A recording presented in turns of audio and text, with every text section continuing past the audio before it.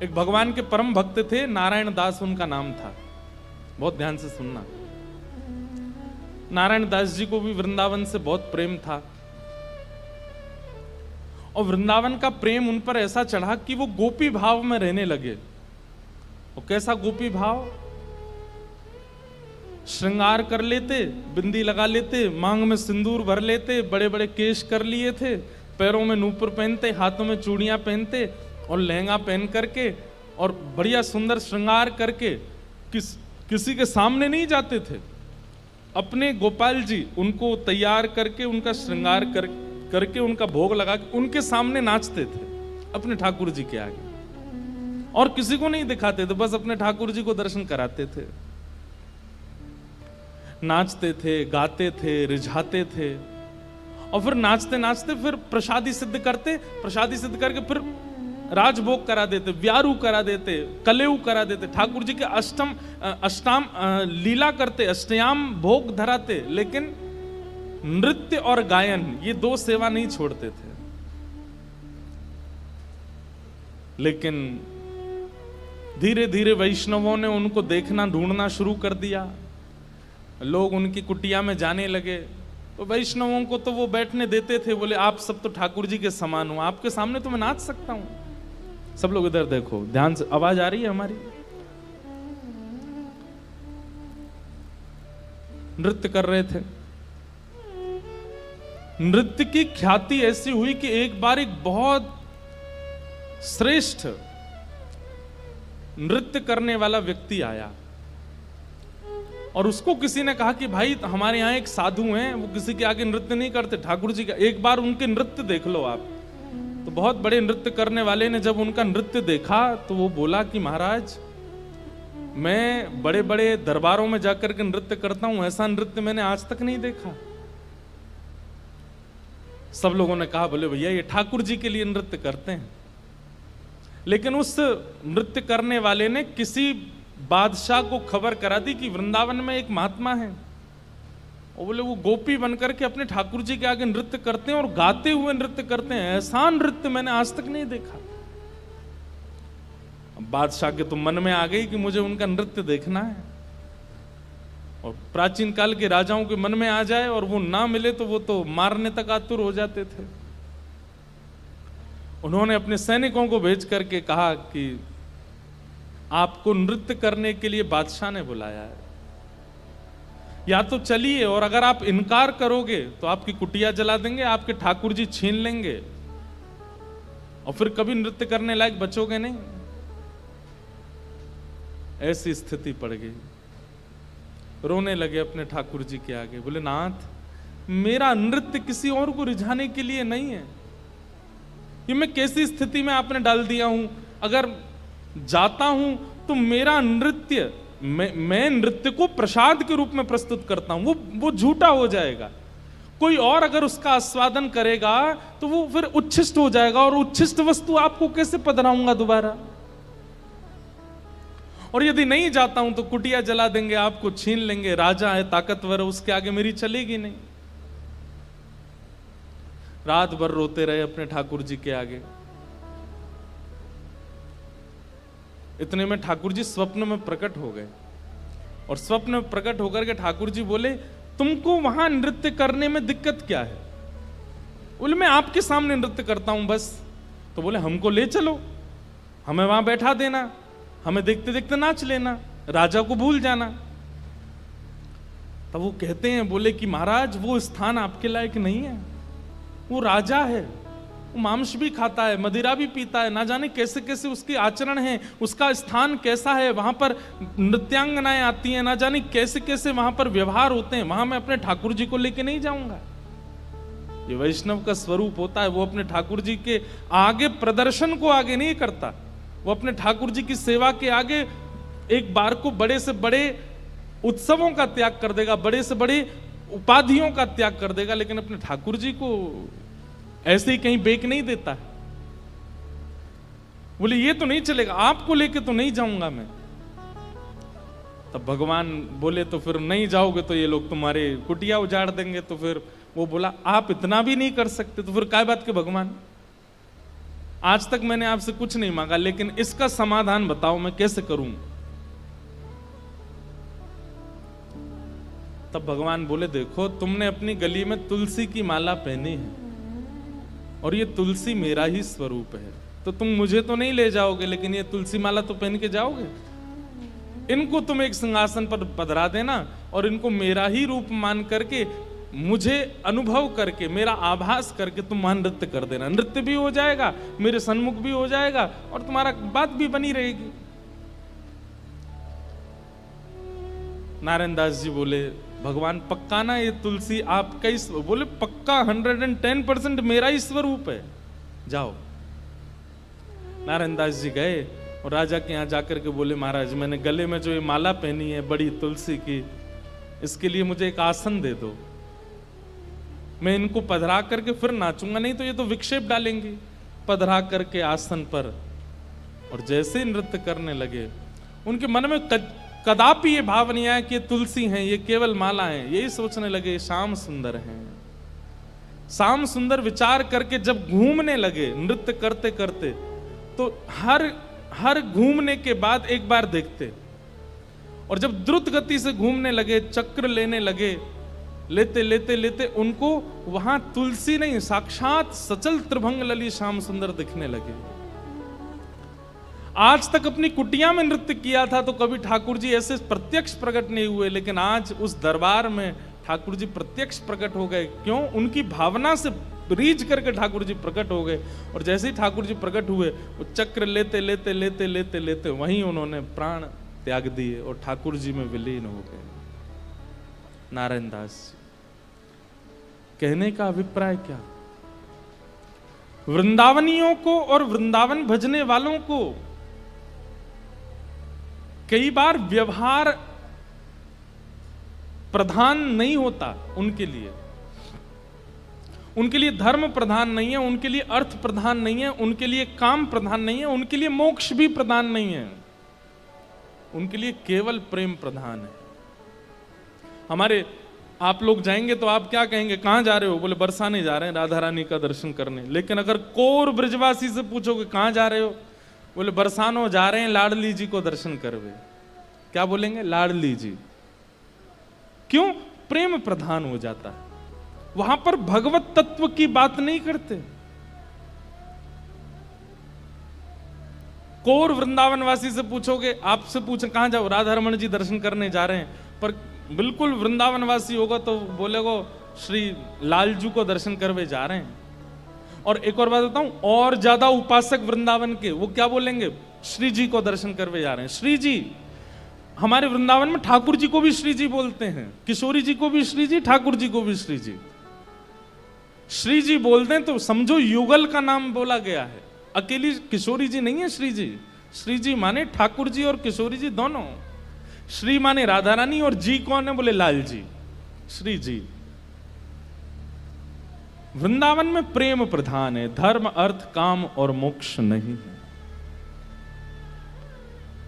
वेदव्यास जी महाराज को नारद जी महाराज यही बात समझा रहे हैं कि नारद जी, व्यास जी, आपने जितने भी ग्रंथ लिखे हैं सब में धर्म अर्थ काम और मोक्ष की प्रधानता बताई है, आपने अभी तक प्रेम की प्रधानता नहीं बताई, इसलिए आपका मन अशांत है।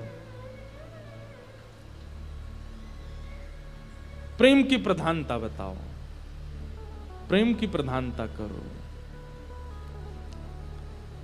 और वेदव्यास जी महाराज बोले, प्रेम की प्रधानता में क्या कहूं मैं? तब नारद जी कहते हैं, न यद वचश्चित्रपदम हरेर्यशो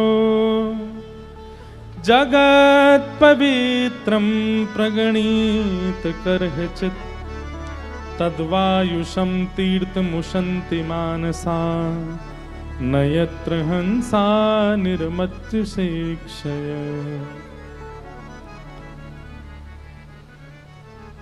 आपने जितने भी ग्रंथ लिखे हैं उसमें ठाकुर जी के यश का वर्णन किया है,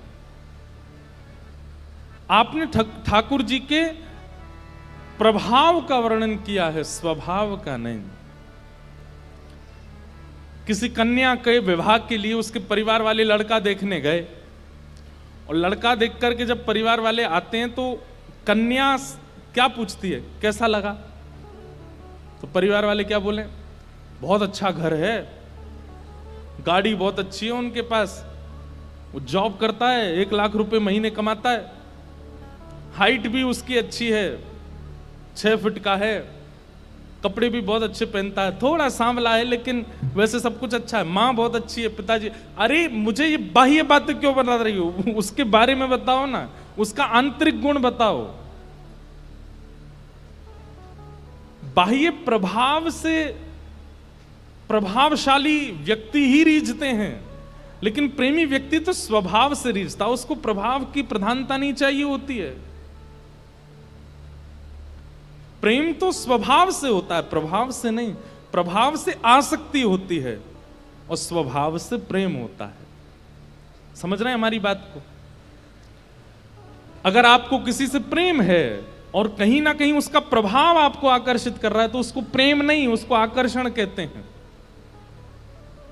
प्रेम तो स्वभाव से होता है। और एक और बात कहें, जहां प्रेम होता है ना, वहां स्वभाव कैसा भी हो वो प्रिय लगता है, अच्छा लगता है। अब भाई दुनिया की माताओं के बालक होते हैं, किसी के सुंदर होते हैं, किसी के मोटे होते हैं, किसी के पतले होते हैं, किसी के छोटे से होते हैं, किसी, लेकिन माँ को अपना बालक जैसा भी अच्छा लगता है, चाहे वो काला है, चाहे वो गोरा है, मोटा है, छोटा है, पतला है, सूखा है, बीमार है, ठीक है, लेकिन माँ को वो प्रिय ही लगता है, क्योंकि उसका प्रभाव, उसका बाह्य रूप माँ को आकर्षित नहीं करता। माँ का हृदय जुड़ा होता है बालक से। ठीक वैसे ही हे व्यास जी महाराज, आपने जितने भी ग्रंथ लिखे हैं उनमें प्रभाव का वर्णन किया है, और प्रभाव से आसक्त करने वाले लोग तो रीझ जाएंगे, लेकिन प्रेमी लोग नहीं रीझ पाएंगे।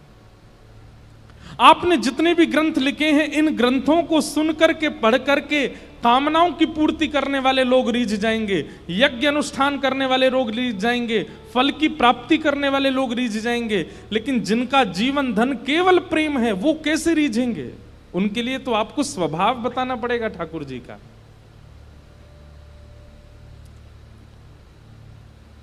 हमारे ब्रज में कहें, लाला तू भगवान है। ठाकुर जी बोले, कायकू मधुमंगल तू ये कायकू पूछ रहा हो? बोले ना ना, हमने ऐसी सुनी है कि जब गर्गाचार्य जी आए ना, तो वो कह के गए कि यशोदा मैया तुम्हारो लाला नारायण समान गुण ही है, और तेरी हरकतन ते हुए ऐसा लगे कि तू कहीं भगवान तो ना है। तो ठाकुर जी धीमे से बोल जाते हैं, बोले मधुमंगल एक बात बताऊं? बोले कहा, मैं जय जय ही हूं, मैं भगवान ही हूं। तू सांची भगवान है? बोला हाँ। लाला मैं सबन ने बता दूं कि तू भगवान है? ठाकुर जी बोले हाँ बताया। मधुमंगल गयो, सबरे सखान में हल्ला मचाया। बोले तुम्हें एक बात बताऊं? बोले कहा, हमारो जो लाला है ना, बोले हाँ जो भगवान है। ये बात सुन के आधे तो हंसने लगे और आधे छड़ी लेकर के बोले दिखाइयो ने कहां तेरो भगवान। ठाकुर जी निकल के आए कुंज से, आज बड़ी अदा से निकल के आए, ए मधुमंगल सीताम प्रणाम करो, हम भगवान हैं। नहीं मानते, नहीं स्वीकार करते। एक दिन ऐसी लीला भागवत में आती है कि एक बार जागरण हुआ, ब्रज में जागरण कराया नंद बाबा ने। रात भर जागरण का मतलब केवल माता की चौकी नहीं होता, जागरण का मतलब केवल वो नहीं होता। जागरण का मतलब है पूरी रात जग करके अपने इष्ट का स्मरण करना, वो जागरण है।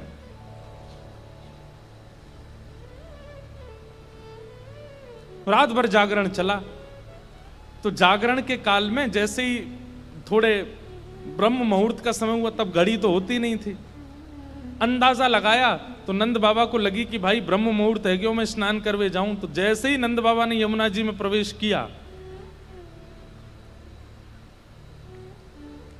तुरंत इनको यम के दूत ले गए, क्योंकि अब तो नहीं ऐसा होता, पर नदियों में भी स्नान करने का समय होता है।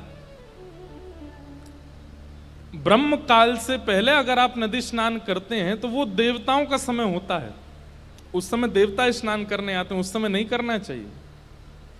और सूर्य उदय के बाद नदियों में स्नान का विधान राक्षसों का है, इसलिए तब भी नहीं करना, ब्रह्म मुहूर्त में ही करना चाहिए। और जब त्रिकाल संध्या और त्रिकाल स्नान का भाव है तब कोई ऐसी बात नहीं, पर प्रथम स्नान मानव का ब्रह्म मुहूर्त में ही होना चाहिए, ऐसा शास्त्र आज्ञा है। तो नंद बाबा देव काल में चले गए और जैसे ही नदी में स्नान करने पहुंचे तो गंधर्वजन इनको पकड़ के ले गए। जब नंद बाबा बहुत देर तक नहीं आए तो सबने जाके ठाकुर जी से कही, तो ठाकुर जी गए और ठाकुर जी ने यमुना जी में प्रवेश करके गंधर्व लोक में जाकर के नंद बाबा को वहां से छुड़ाया और वापस लेकर के आए।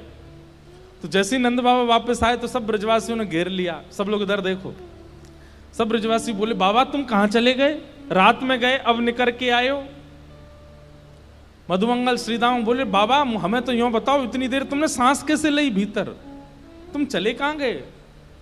बाबा बोले, भैया 2 देवता मुझे पकड़ के ले गए, मैंने देव काल में स्नान कर लियो। बोले फिर? बोले कछु ना, बड़े बड़े महल बने, बड़े बड़े लंबे चौड़े देवता ऐसे सुंदर कि देखते रह जाओ। मैंने इंद्र को दर्शन कियो, मैंने सबरे देवता देखे वहां पे। और फिर बाबा फिर का भयो? बोले इतने में ही लाला आयो, और जैसे ही लाला आयो, लाला के आते सब या को प्रणाम करने लगे, सब या के चरणन में नतमस्तक है गए, सब या की बलैया लेने लगे, गंधर्वजन या की आरती करने लगे। बात तो सुनो पूरी। और सब ब्रजवासी टेढ़े टेढ़े देख रहे हैं, लाला है या पूज रहे हम बे, या की पूजा कर रहे हो इंद्र हम बे। ठाकुर जी इतरा रहे सामने खड़े खड़े, बोले तुम्हें ही नहीं पूजा मो, सबरे पूजे तीनों लोक में। सबरे बोले, बाबा सच में यहाँ की पूजा भाई वहां पे? बोले हाँ। अब तो ठाकुर जी का यश बढ़ गया, अब तो महाराज निमंत्रण आने लगे घर घर से, लाला हमारे घर भोजन करवे आ जाइयो, हमारे घर सोवे आ जाइयो, हमारे घर शरबत पीवे आ जाइयो, छाछ पीवे। अब ठाकुर जी तो मधुमंगल सीधामा से कह रहे हैं, आज की भाषा में कहें तो अपॉइंटमेंट लेते जाओ कहां कहां जाना है। ठाकुर जी का यश हो गया इतना वृंदावन में कि भैया या तो देवता भी जाने। एक दिन सब ब्रजवासियों ने कही, लाला तू सांची भगवान है, तू सांची बता दे, सौगंध खा के तू सांची भगवान है। ठाकुर जी बोले, अगर मैंने बता दिया कि मैं भगवान हूं तो आप क्या करोगे, पूजोगे मुझे? लाला पूजेंगे तो ना भाई, तो तू भूल जा, लेकिन हमारी एक इच्छा है। बोले का एक बार वैकुंठ देखना चाहे, वैकुंठ है कैसो? लाला तू अगर सांची भगवान है तो एक बार वैकुंठ दिखाला हमें। ठाकुर जी बोले, मेरे हाथ पकड़ो। सब रे ग्वाल बालन ने ठाकुर जी के हाथ पकड़े, बोले नेत्र बंद करो। जैसे नेत्र बंद किए, अंतर ध्यान सब ग्वाल वालों को लेकर के ठाकुर जी को सीधे वैकुंठ पहुंच गए। हाँ भाई सबरे नेत्र खोलो। जैसे ही नेत्र खोले तो विशाल स्वर्ण का किवाड़ लगी है और जय विजय राजा, जय विजय द्वारपाल खड़े हैं। ठाकुर जी के जाते सब जय जयकार करने लगे, द्वार खुल गए, पुष्प वर्षा हो रही है, सहनाइयां बज रही हैं, मृदंग बज रहे हैं, सुंदर गाजे बाजे हो रहे हैं। सब देवी देवता दौड़े दौड़े आ रहे हैं, कोई कमल लेकर के आ रहे हैं, कोई माला लेकर के आ रहे हैं, कोई अक्षत लेकर के आ रहे हैं, कोई अगरबत्ती धूप बत्ती कर रहे हैं। ठाकुर जी की जय जयकार हो रही है। मधुमंगल श्री दामा सबरे बोले, लाला ने परिचय तो करा दे। ठाकुर जी बोले, देख वो सामने खड़ो तुम्हारो इंद्र, जाए तुम इतने सालन से पूज रहे, वो खड़ो इंद्र। बोले लाला ये इंद्र है? बोले हाँ। या के हाथी पे हमें बैठा दे एक बार। ठाकुर जी बोले, इंद्र इधर आओ, अपने हाथी को लेके आओ। हाथी आ गया, ऐरावत हाथी। सब रे ग्वाल बाल चढ़ गए उसके ऊपर। ठाकुर जी लेकर के पूरे वैकुंठ में घुमा लाए, नीचे उतर आए। बोले लाला बहुत जोर को हाथी है, या ले चल वृंदावन, अपने पास ही धरेंगे, वहीं घूमे करेंगे। यहाँ पे ऐरावत हाथी की बहुत सारी सूंड हैं और अद्भुत उसका स्वरूप है, श्वेत रंग का वो है। ब्रजवासी बोले, लाला हमने सुनी है ब्रह्मा के 4 मुंह हैं, एक बार दिखा दे। ठाकुर जी ने ब्रह्मा जी को बुलाया, ब्रह्मा जी आ गए। ब्रह्मा जी जैसे ही आए तो मधुमंगल श्रीदामा जाके स्पर्श करके उनके मुख देख रहे हैं, सच्ची के हैं कि नकली हैं। लाला ये तो सांची है। सब जगह ठाकुर जी ने घुमाया, जिस देवी देवता से मिलना चाहते थे सबको प्रकट कर दिया, सुंदर प्रसाद पाया, सुंदर सब जगह घूमे ठाकुर जी को लेके, नदियों में, तालाबों में, पशु पक्षी सब देखा, वैकुंठ का एक एक कोना ठाकुर जी के साथ देखा। सब जगह घूम करके ब्रजवासी थक गए, थक करके बोले लाला अब चल वृंदावन चल, अब ले चल हमें। ठाकुर जी बोले भैया सुनो, तुम सबके लिए कक्ष खुलवा दिए हैं और वैकुंठ का नियम है, मैं बताना भूल गया था कि यहां एक बार आने के बाद फिर यहां से जाता नहीं है कोई भी। अब तुम सब यहीं वैकुंठ में रहो, क्या बुराई है, ये उर्वशी गंधर्व सब लोग तुम्हारी सेवा में रहेंगे, देवी देवता, अरे तू जब कहेगा इंद्र आ जाएगा, ब्रह्मा आ जाएगा, सब तुम्हारी सेवा में रहेंगे, यहीं बैठे रहो। अब ये सुनते ही ब्रजवासी तो रोने लगे, ठाकुर जी के चरणन में गिर गए, बोले लाला तू हमारे प्राण मांग ले, तू जो कहेगो हम तो दे देंगे, तू कहेगो आज के बाद हम तो जय जय मान के रोज तेरी आरती पूजा करेंगे, लेकिन हमें वापस वृंदावन ले चल, हम वैकुंठ में ना रह सके, हमें तो वृंदावन ही प्रिय है लाला। ठाकुर जी के नेत्र सजल हो गए, सब देवी देवताओं को दिखाते हुए ठाकुर जी बोले तुम लोगों को आश्चर्य होता है कि भगवान इन ब्रजवासियों से इतना प्रेम क्यों करते हैं, देखो दीयमान न ग्रहणंती, ये भक्ति की वो स्थिति है कि मैं वैकुंठ देने को बैठा हूं लेकिन इनको नहीं चाहिए, क्यों, वृंदावन प्रिय है, यमुना जी प्रिय हैं, गोवर्धन प्रिय है।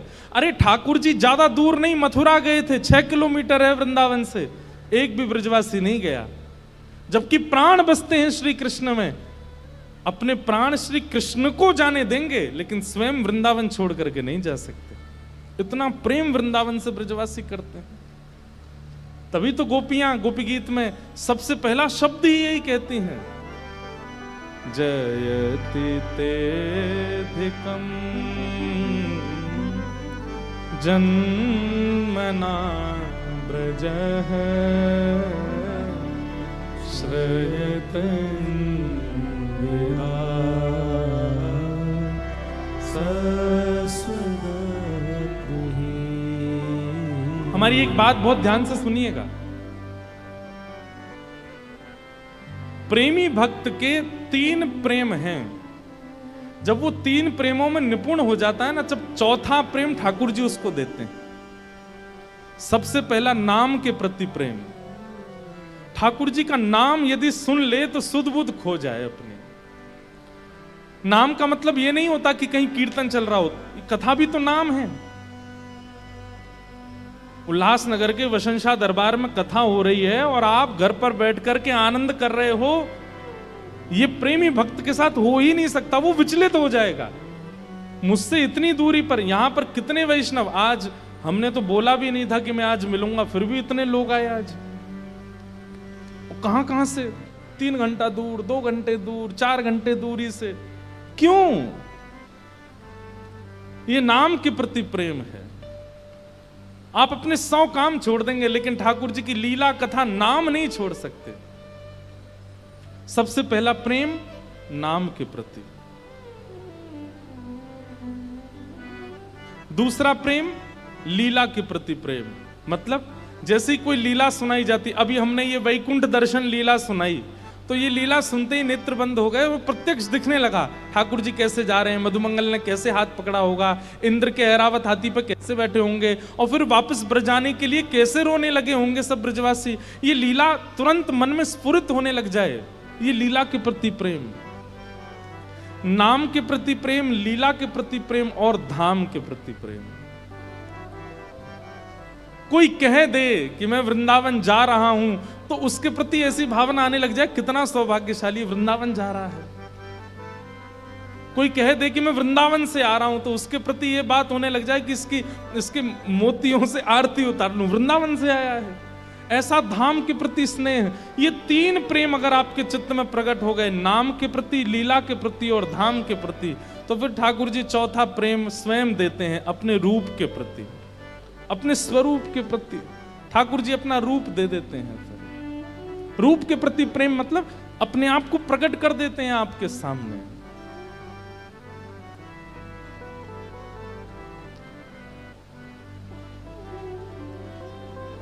इसलिए भैया वृंदावन में सब उल्टा है। वृंदावन में धर्म, अर्थ, काम और मोक्ष सब किनारे केवल एक शब्द चलता है, प्रेम। प्रेम। आज नारद जी वेद व्यास जी से वही कह रहे हैं कि हे नारद जी, आप प्रेम का वर्णन करो। आपने धर्म का, अर्थ का, काम का, मोक्ष का वर्णन कर दिया, अब ठाकुर जी के स्वभाव प्रेम का वर्णन करो। और उसी स्वभाव प्रेम के वर्णन के रूप में श्रीमद् भागवत संहिता वेद व्यास जी के द्वारा रचना की गई। बोलो भागवत महापुराण की जय। श्रीमद् भागवत ज्ञान भी दे सकती हैं, श्रीमद् भागवत वैराग्य विरक्ति भी दे सकती हैं, लेकिन श्रीमद् भागवत जी से यदि प्रेम प्राप्त नहीं हुआ तो आपने कुछ प्राप्त नहीं किया। दीनता आ जाए, प्रेम आ जाए, सहजता आ जाए, सरलता आ जाए, निर्मलता आ जाए, तब समझो कि आप भागवत के आश्रय में रहे हो। कई बार भागवत का आश्रय लेने वाले ज्ञानी ज्यादा हो जाते हैं, कई बार भागवत का आश्रय लेने वाले विरक्त ज्यादा हो जाते हैं, वैरागी ज्यादा हो जाते हैं, निर्मोही ज्यादा हो जाते हैं, लेकिन श्रीमद् भागवत के आश्रय लेने वाला तो प्रेमी हो जाए, प्रेम से ओतप्रोत हो जाए।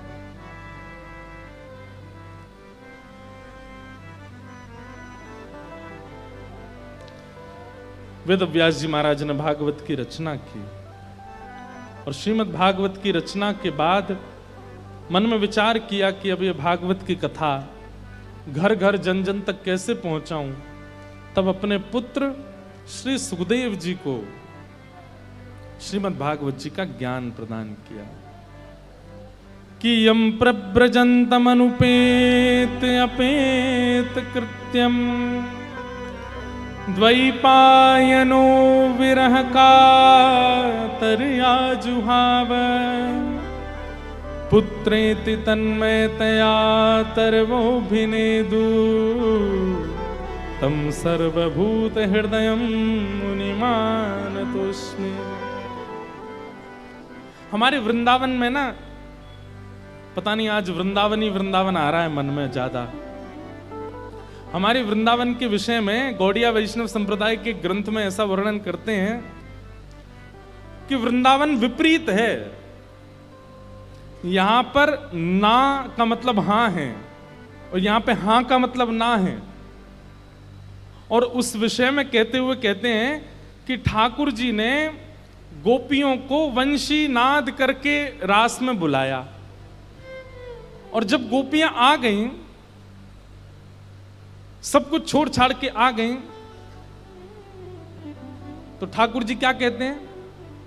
स्वागतम वो महाभाग प्रियम किम करवाणिव ब्रजस्यानामयम कश्चित ब्रूतागमन कारणम। स्वयं वंशी नाद करके ठाकुर जी गोपियों को बुलाते हैं और एक दिन चीर हरण करके ठाकुर जी निमंत्रण देते हैं कि मैं रास पूर्णिमा पर यानी कि शरद पूर्णिमा पे आपसे मिलूंगा, आमंत्रण देते हैं। और जब गोपियां सब छोड़ छाड़ करके भग आती हैं और फिर क्या कह रहे हैं? ब्रूतागमन कारणम, अपने आने का कारण बताओ। गोपियां कहती हैं हमें तुम्हारी बातें समझ नहीं आती श्री कृष्ण।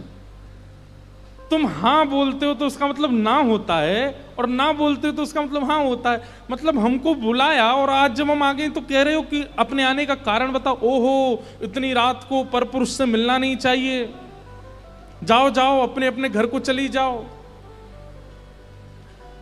गोपियां कहती हैं तब तुमने बुलाया, अब हम आ गई, अब तुम मना कर रहे हो। अब तुम मना कर रहे हो तो इसको हम हां माने कि ना माने? वृंदावन भैया समझ में आने वाली वस्तु नहीं है। ठाकुर जी बोले कोई गुरु बुलावे, कोई व्यक्ति बुलावे, कोई पुरुष बुलावे, कोई महापुरुष बुलावे तो जाना चाहिए। वंशी की बात में आ गई तुम, इस वंशी के स्वर को तुमने बुलावा समझ लिया। लेकिन हमारी ब्रज की गोपियां भी बड़ी चतुर हो गई हैं। गोपियां कहती हैं ठाकुर जी हमारी बात सुनो। बोले क्या? पूरा विश्व ब्रह्मा की आज्ञा मानता है। ब्रह्मा के कितने मुख हैं? 4। और हम तो उसके मुख उसकी बात मान करके आई हैं जिसमें सप्तमुख हैं, जिसके 7 मुख हैं। अरे ये वंशी तो ब्रह्मा से भी श्रेष्ठ है, इसके 7 मुंह हैं, इसकी बात हम क्यों ना माने? हम तो इसकी बात मान करके आएंगे। 6 स्वर के छिद्र हैं और एक फूंक का छिद्र है। कितने छिद्र हो गए? 7, मतलब 7 मुख हैं। गोपियां कहती हैं दुनिया ब्रह्मा की बात मानती है क्योंकि उसके 4 मुंह हैं, हम तो उसकी बात मान के आए जिसके 7 मुंह हैं। हमने क्या गलत किया? ठाकुर जी को शांत कर देती हैं गोपियां। वृंदावन को समझना सामान्य बात नहीं है। वृंदावन में ना का मतलब हाँ है, हाँ का मतलब ना है। वृंदावन में अच्छा का मतलब बुरा है, बुरा का मतलब अच्छा है। अरे गोपियां परब्रह्म परमात्मा को क्या कहती हैं? कितव। कितव का मतलब क्या होता है? कपटी। किसी की सामर्थ्य ठाकुर जी को कपटी बोल जाए। देवताओं ने जाकर के ठाकुर जी से कहा हम आपकी इतनी आराधना करते हैं, इतनी सेवा करते हैं, सुंदर वेद मंत्रों से उच्चारण करते हैं, आप तब भी प्रसन्न नहीं होते, और ये गोपियां गोपी गीत में आपको कितव कहती हैं और आप प्रकट हो जाते हो। ठाकुर जी कहते हैं ये ब्रजमंडल है, यहाँ पे गाली ही स्तुति है। यहाँ पे गारी ही स्तुति और स्तुति गारी है। अगर कोई ब्रजवासी आपकी बहुत प्रशंसा कर रहा है तो ये समझ जाओ गाली दे रहा है आपको, और अगर कोई ब्रजवासी आपसे नाराज हो जाए तो ये समझ जाइए ओहो बहुत प्रेम है इस काम से।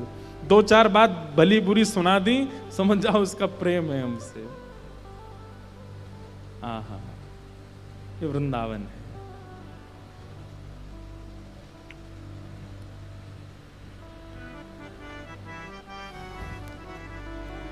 एक बार रहीम जी का नाम सुना? रहीम दास, जिनके दोहे हैं, रहीमंदागा प्रेम का मत तोड़ो चटकाए, जोड़े से फिर ना जुड़े, जुड़े गांठ पड़ जाए। तो एक बार रहीम दास जी गोवर्धन में श्रीनाथ जी का दर्शन करने गए। एक तो अल्हड़ भेष में रहते थे, ऊपर से इनके किसी कारण से इनको मंदिर में नहीं घुसने दिया, और जैसे ये मंदिर में घुसने लगे तो लोगों ने इनको धक्का दे दिया। कहां घुसे चले जा रहे हो? यहां पर विजातियों का प्रवेश नहीं है और तुम्हारे जैसों का तो बिल्कुल प्रवेश नहीं है।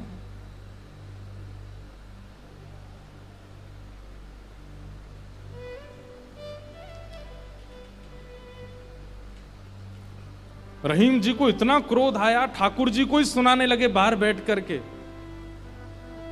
बोले आप कैसे परमात्मा हो, कैसे स्वामी हो, कैसे भगवान हो? इतनी दूर से मैं चल करके आया और आप मुझे दर्शन नहीं दे रहे हो, लोगों के द्वारा मुझे बाहर करवा रहे हो। इतने क्रोध में आ गए श्री रहीम जी। ठाकुर जी भीतर खड़े खड़े उनको पसीना आने लगा, बाहर खड़े खड़े रहीम जी गुस्सा कर रहे हैं। गुसाई जी भोग लेकर के गए, पर्दा जैसे किया, ठाकुर जी बोले हमको नहीं पाना। ठाकुर जी कुछ और बना के ले आऊं? ठाकुर जी बोले हमको वो भी नहीं पाना। गुसाई जी को लगा ठाकुर जी बहुत नाराज हैं, 56 भोग बनाओ। 56 भोग लेकर के गए, ठाकुर जी बोले बिल्कुल नहीं पाना, हमारा मन नहीं है। स्पष्ट ठाकुर जी बता भी नहीं रहे कि बात क्या है, लेकिन जो जो गुसाई जी प्रस्तुत कर रहे हैं सबके लिए मना करते जा रहे हैं, मुझे नहीं पाना। अंत में गुसाई जी ने कहा, बोले जय जय, कोई अपराध बना हमसे? ठाकुर जी मुंह फुला के बैठे हैं, कुछ नहीं बोले। बोले मैं क्यों बताऊं? गुसाई जी समझ गए, बोले कि ओहो कोई अपराध ही बना है। तुरंत सबको बुलाया, बोले भैया आज किसी का अपमान किया, किसी का अपराध किया, कुछ हुआ था क्या दिन भर में?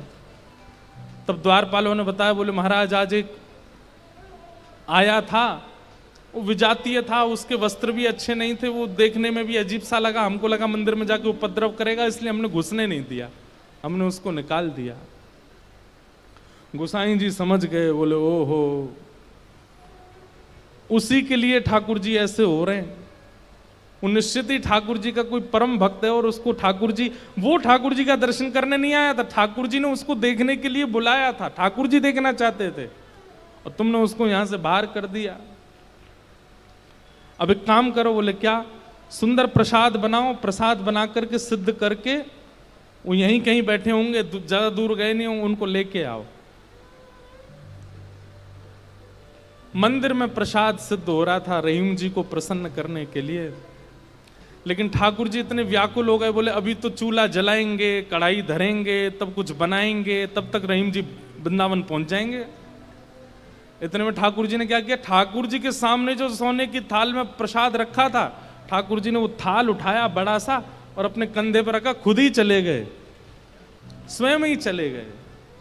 यहां रहीम जी गोविंद कुंड पर बैठे थे, खूब गुस्सा हो रहे थे, ठाकुर जी को भली बुरी सुना रहे थे। लेकिन जैसे ही देखा गिरिराज पर्वत से उतरते हुए श्याम सुंदर आ रहे हैं, और झांकी कैसी है, कटिकाचनी पहनी है, मोरपुच्छ पहना है, जो स्वरूप ठाकुर जी का ऐसा रहता है, हाथ में वंशी लेकर के, और ठाकुर जी यहाँ कंधे पर विशाल थाल लेकर के ऐसे उसको संभालते हुए ठाकुर जी आ रहे हैं। आहा, रहीम जी के लिए रहीम दास जी ने उसी समय ठाकुर जी की छवि का वर्णन किया, बहुत सुंदर। क्या वर्णन करते हैं, कैसे लग रहे हैं श्याम सुंदर। आहा,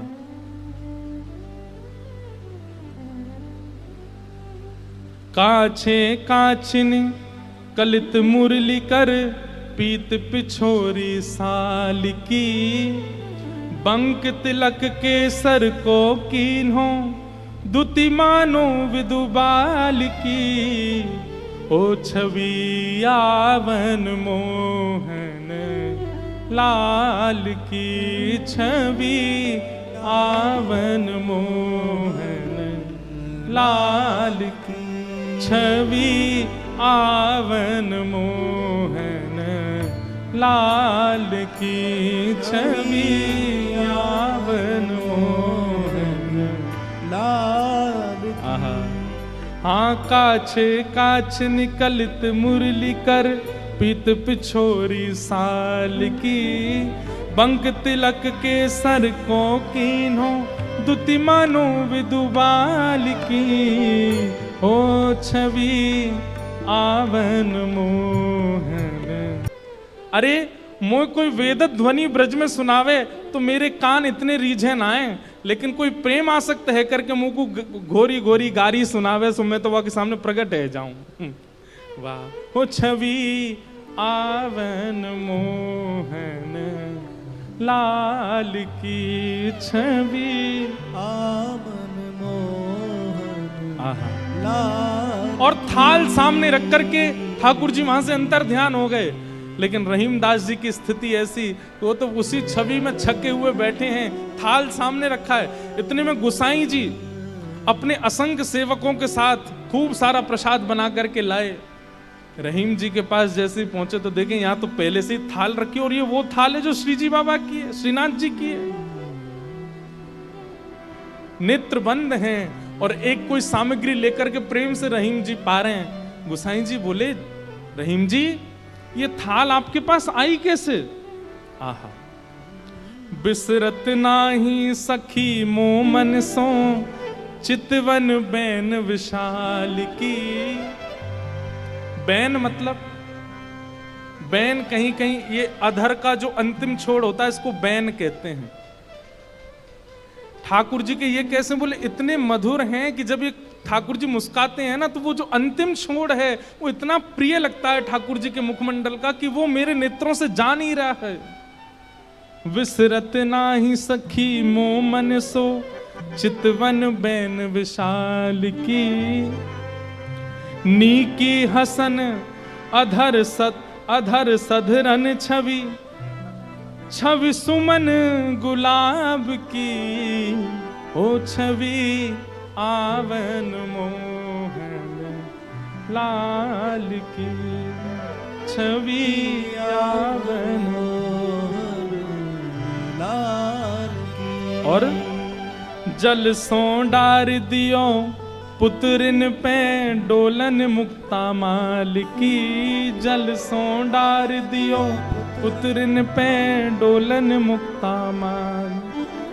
आप बोन आप मोल बिन मोलन डोले, बोलन मदन गोपाल की, आप मोल बिन मोलन डोलन। बोलन मदन गोपाल की, हे छवि आवन मोहन लाल की। छवि आवन मोहन लाल की। आहा, आप मोल बिन मोलन डोलन। बोलन मदन गोपाल की। इतने मूल्यवान श्री ठाकुर जी यहां पर बिनमोल की तरह डोल रहे थे, बोल रहे थे, चल रहे थे, बैठे थे। गुसाई जी को बता रहे हैं रहीम जी, इतने मूल्यवान ठाकुर जी यहां पर बोल रहे थे, डोल रहे। देखो वो चरण चिन्ह दिख रहे हैं, यहां देखो, यहां से चंदन की सुगंधी आ रही, यहां बैठ गए थे आके और ऐसे मधुर स्वर बोल रहे थे कि अब मैं किसी और को सुनना नहीं चाहता उनके आगे। अरे यह स्वरूप निरखे सोई जाने।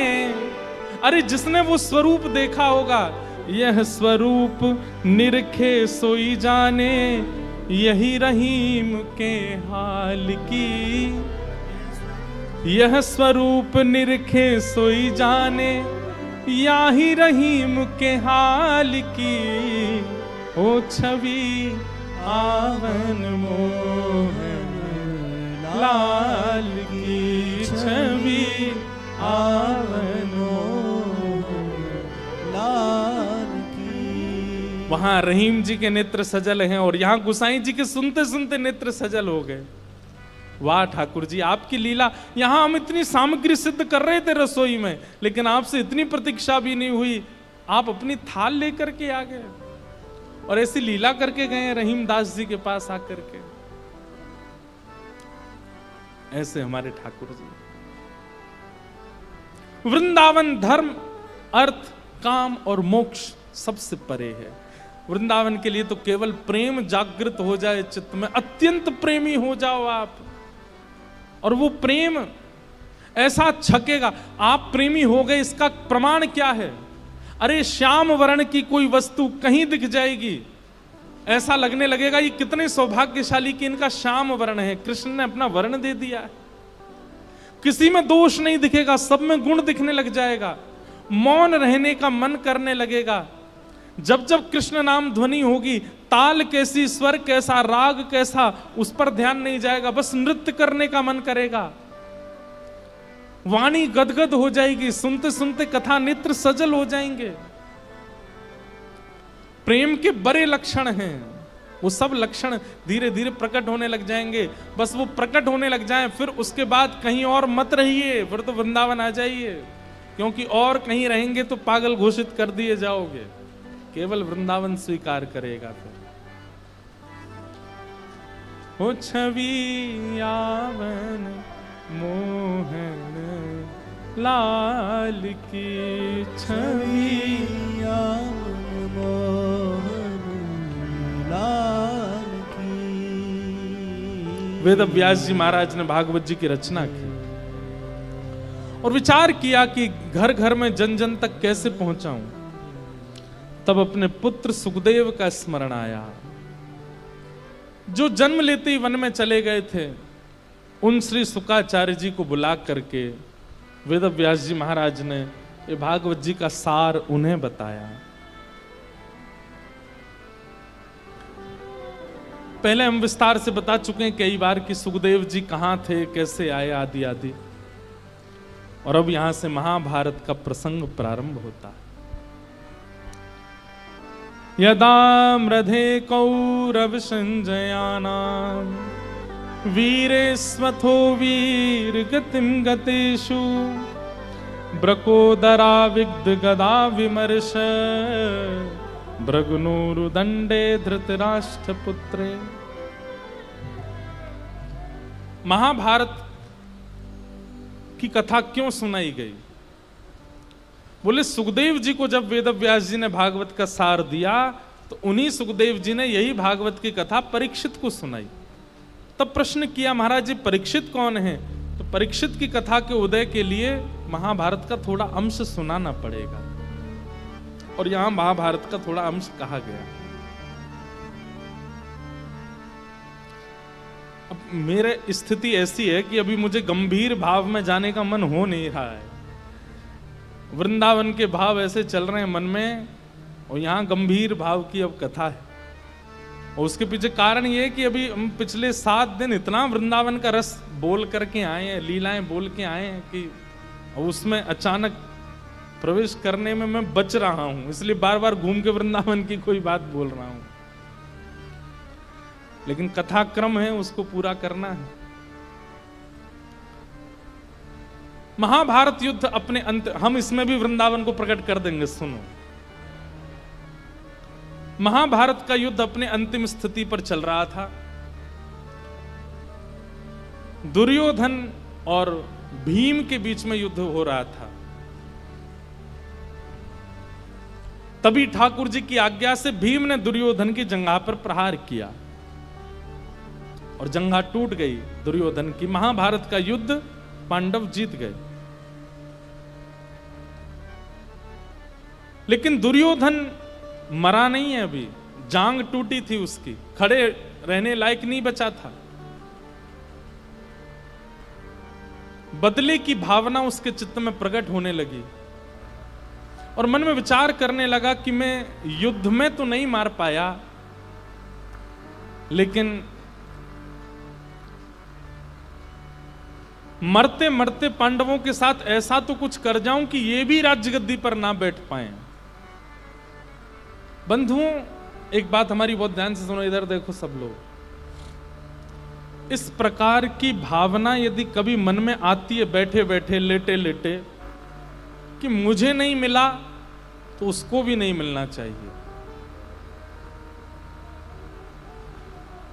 आप ये समझ लीजिए कि आप उस वक्त बिल्कुल एंड पॉइंट पर हो। स्वधर्म, स्वभाव, मधुरता सब खत्म हो चुकी है आपके अंदर, तभी ये भाव प्रकट हुआ है। आप सब अपने आप को भली भांति जानते हैं। हम आपको चेतावनी दे रहे हैं, कभी भी ऐसी भावना अगर चित्त में आ जाती हो, मैं नहीं बैठ पाया या मुझे नहीं प्राप्त हुआ, मैं नहीं हासिल कर पाया, तो उसको भी नहीं होना चाहिए। देखो, मजाक के रूप में हो तो अच्छा है, उसमें कोई दिक्कत नहीं। जैसे बैठ जाओ भैया, लाला बैठन दो सबको, यहां ज्यादा मूवमेंट मत करो, बैठ जाओ लाला, ओ लाला भैया मेरे, हाँ जाओ जाओ बैठ जाओ, आप लोग बैठ जाओ भैया, जैसे जगह मिले सबको। हम क्या बता रहे थे, ध्यान से सुनो।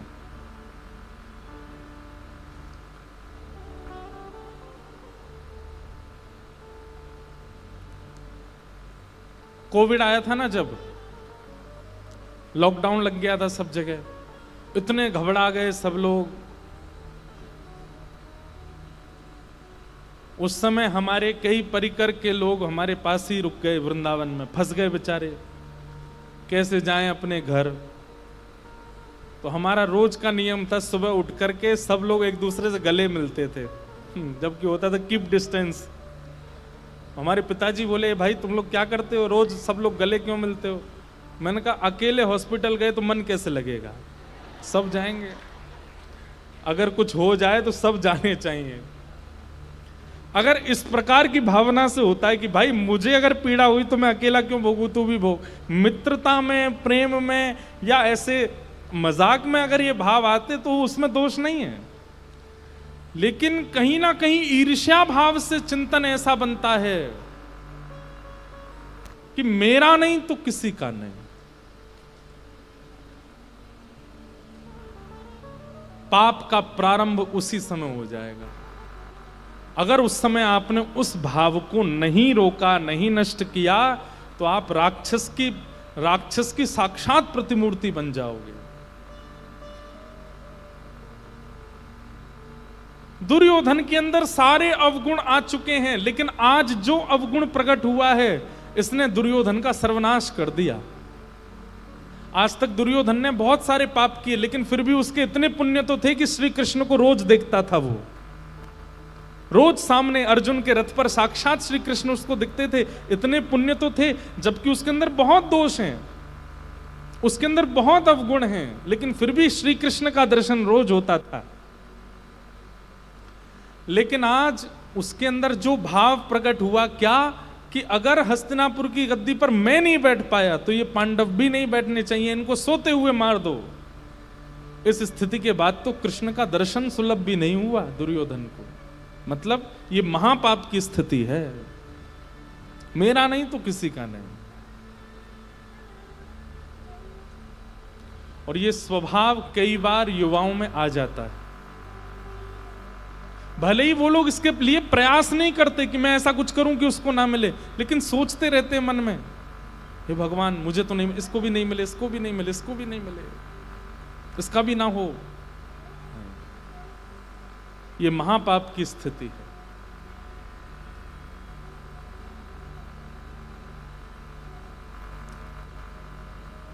दुर्योधन की जंघा टूट गई और दुर्योधन उस समय अश्वत्थामा से कहता है, अश्वत्थामा बहुत हो गया धर्म युद्ध, अब अधर्म युद्ध होना चाहिए। और वो कैसे होगा? बोले रणभूमि में नहीं मार पाए हम 500 पांडवों को, लेकिन सोते हुए 500 पांडवों को मार सकते हैं। हस्तिनापुर की गद्दी पर अगर हम नहीं बैठे तो ये भी नहीं बैठ पाएंगे, हम इनको भी लायक नहीं छोड़ेंगे, जाओ सोते हुओं को मार दो। और अश्वत्थामा ने भेज दिया। इसे कहते हैं अपने दुख से कम दुखी हैं, दूसरे के सुख से ज्यादा दुखी हैं, वो प्रसन्न क्यों है? अश्वत्थामा अर्धरात्रि में गया, लेकिन ठाकुर जी पांडवों को लेकर के कहीं और चले गए, सोते हुए द्रौपदी के 5 पुत्रों को मार दिया। अब देखो इससे क्या समझ में आया कि ऐसे विचारधारा से क्रिया करने वाले से पाप नहीं फिर महापाप होता है। निर्दोष द्रौपदी के 5 छोटे बालक मार दिए अश्वत्थामा ने, महापाप किया, बाल हत्यारा हो गया वो।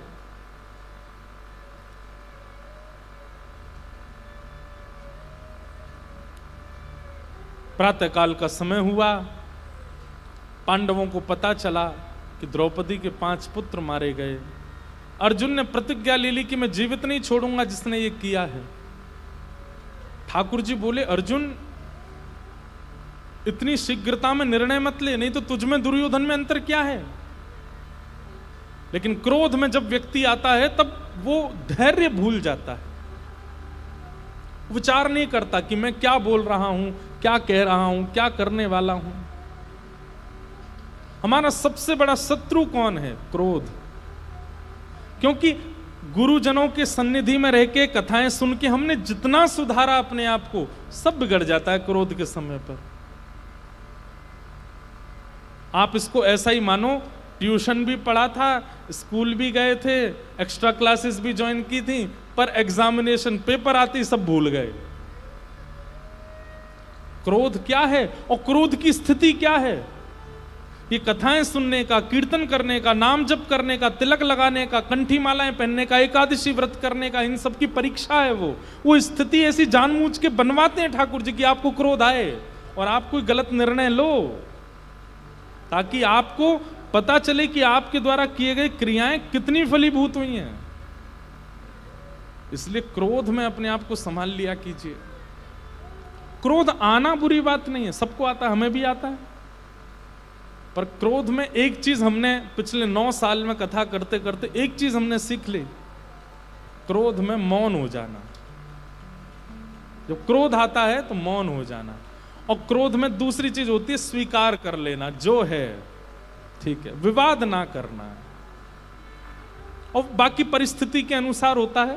लेकिन सबसे बड़ा एक गुण भागवत जी की कृपा से आया, इतने लोगों के बीच में कह रहा हूं कहीं ये चला ना जाए, क्योंकि शास्त्र आज्ञा करते हैं भीड़ में गुण का वर्णन करने से गुण घटता है और भीड़ में दोष का वर्णन करने से दोष घटता है। तो कहीं ये गुण चला नहीं जाए, भागवत जी रक्षा करें। लेकिन क्रोध में मौन रहने का मन होता है और ये अच्छा है, बहुत निर्णयों में सहायक होती है ये बात। ठाकुर जी अर्जुन को समझा रहे हैं, अर्जुन क्रोध मत कर, लेकिन अर्जुन ने ठाकुर जी की सुनी नहीं, प्रतिज्ञा ले ली कि मैं जीवित नहीं छोड़ूंगा। और जब पकड़ा गया अश्वत्थामा और हाथ पैर बांध करके प्रस्तुत कर दिया गया सभा में, इसी ने मारा है बालकों को, अर्जुन अपनी तलवार निकाल करके उसका सर धड़ से अलग करना चाहता है, लेकिन तभी कोई बुजुर्ग आज्ञा करता है कि पहले मां की आज्ञा होगी तो ही उसके बालकों के हत्यारे को मारा जा सकता है, पहले द्रौपदी से पूछो। द्रौपदी से पूछा तो द्रौपदी स्पष्ट मना कर देती है। उवाच चास हन्तस्य वंदनानयनम सतिम मुच्यतामेष ब्राह्मणो नितराम गुरु। इसको मत मारो। क्यों ना मारे? तुम्हारे बालकों को मारा इसने। बोले उस दोष को एक तरफ रखते हुए बाकी की चीजें विचार करो। जबकि बंधुओं, मैंने अनुभव करके देखा है कि व्यक्ति जब विपरीत परिस्थिति में आता है ना, वो संभाल ही नहीं पाता अपने विचारों को, अपनी बुद्धि को, अपनी वाणी को, अपने क्रोध को, कुछ भी उसके काबू में नहीं रहता। अरे हमारा कोई अति प्रिय बीमार हो जाता है ना, घबरा जाते हैं हम लोग।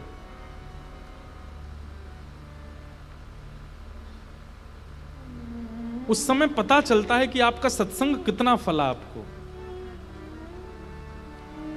वो धैर्यता जो आपकी नष्ट हो जाती है ना हृदय की, वो बताता है कि आपकी एकादशी सारी व्यर्थ थी, केवल दिखावा था, कुछ नहीं हो पाया। क्योंकि कई बार ऐसा होता है कि इतने लोग जुड़े हैं, किसी किसी के घर में कोई ना कोई विषम परिस्थिति आती है, वे लोग जब बात करते हैं तो महाराज जी, गिरधर लाल जी ने ऐसा कर दिया, ऐसा कर दिया, हमने क्या बुरा किया उनके साथ, हम इतनी कथाएं आपकी सुनते हैं, हमारे साथ ऐसा क्यों हो रहा है।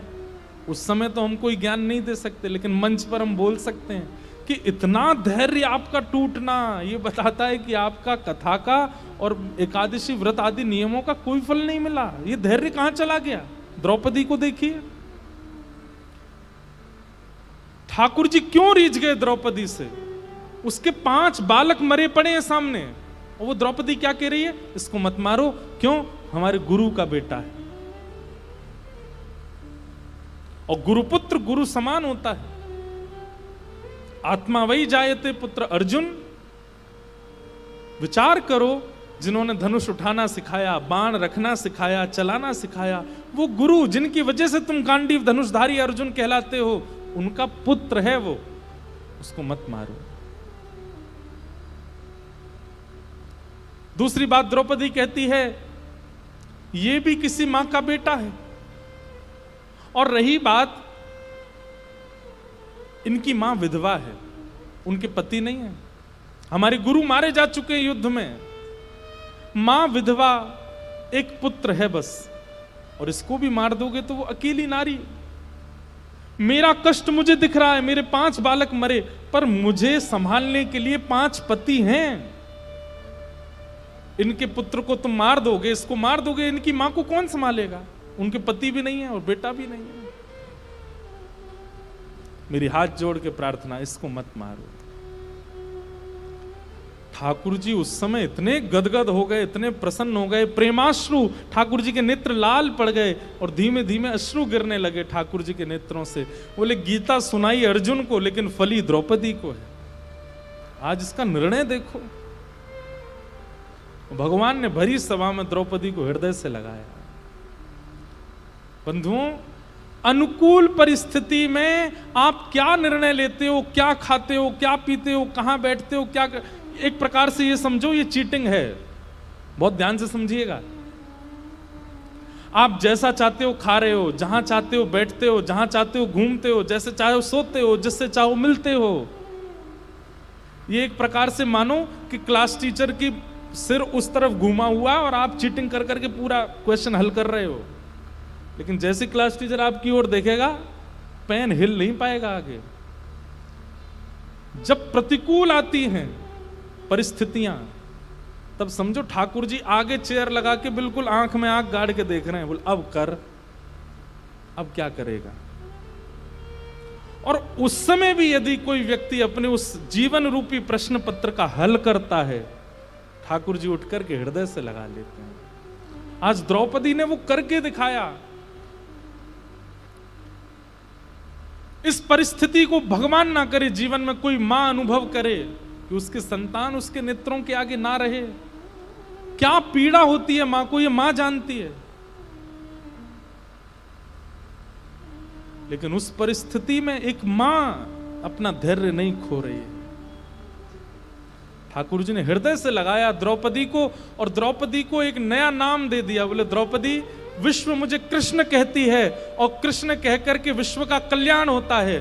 तेरा नाम कृष्णा, अगर कोई कृष्णा भी कहेगा तो उसका भी कल्याण हो जाएगा। आज तेरी परिस्थिति देख करके मैंने अनुभव किया, कृष्णा नाम द्रौपदी का है।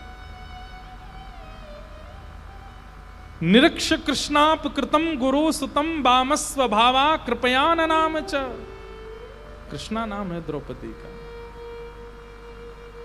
भगवान को बहुत प्रिय है द्रौपदी। ये वही द्रौपदी है जिसको भीष्म पितामह के दर्शन कराने ठाकुर जी ले जाते हैं, तो चलने में थोड़ी धीमे चल रही थी। क्यों? जूतियां पहनी है उसने। ठाकुर जी कहते हैं रुक यहीं पर, नीचे पैर ऊपर कर अपने। द्रौपदी कहती नहीं नहीं नहीं, आप परमात्मा हो। भगवान बोले चुपचाप खड़ी हो जा, चल ला। उसकी जूतियां उतारते हैं और अपनी ऐसे बगल में दबा लेते हैं और कहते हैं अब जल्दी जल्दी चल, भीष्म पितामह के पास जाना आशीर्वाद लेने। ठाकुर जी उसकी जूती उठा लेते हैं, अर्धरात्रि में जाकर के उसको उठा करके कहीं घुमाने ले जाते हैं, उससे बैठ करके बातें करते हैं, उसके साथ उसी की थाली में भोजन कर लेते हैं। इतना सुख तो, इतना प्रेम तो ठाकुर जी किसी को नहीं देते जितना द्रौपदी को देते हैं।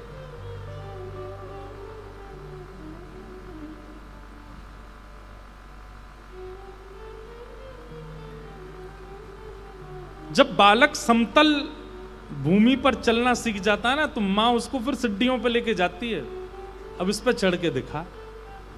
और जब उस पे भी चढ़ जाता है तो मां बड़ी प्रसन्न हो जाती है। ठीक वैसे ही ठाकुर जी को जब पता चल जाता है अब ये अनुकूल परिस्थिति सह लेता है, तो फिर प्रतिकूलता देते हैं।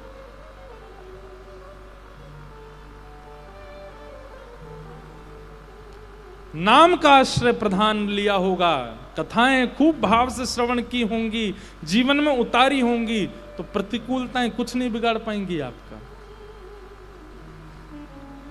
द्रौपदी मना करती है इसको मत मारो, और भगवान बड़े प्रसन्न हो जाते हैं। अर्जुन भगवान से पूछता है तो ठाकुर जी कहते हैं ब्रह्म बंधुर न हंतव्य आतताई बधारण, इसको मत मारो। तब भरी सभा में सिर के केश मूड़ करके, दाढ़ी मूड़ करके अश्वत्थामा को निकाल दिया। लेकिन अश्वत्थामा अपनी बदले की आग में जल रहा था। जलता रहे, कई लोग कहते हैं उसको हमने छोड़ दिया वो फिर से ऐसा करेगा, करता रहे।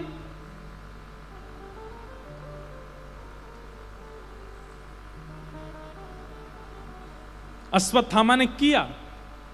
मुक्त होने के बाद भी अश्वत्थामा गया और मन में विचार करने लगा ऐसा क्या करूं कि पांडवों का सर्वनाश हो जाए। 5 बालक तो मैंने मार दिए, कोई बचा इनके यहां?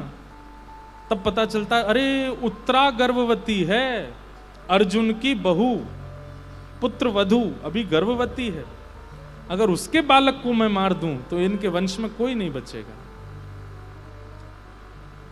उत्तरा विधवा हो चुकी है, उसके पति को मार दिया था अभिमन्यु को, वो सगर्भा है, अपने गर्भ के बालक को जन्म देने जा रही है।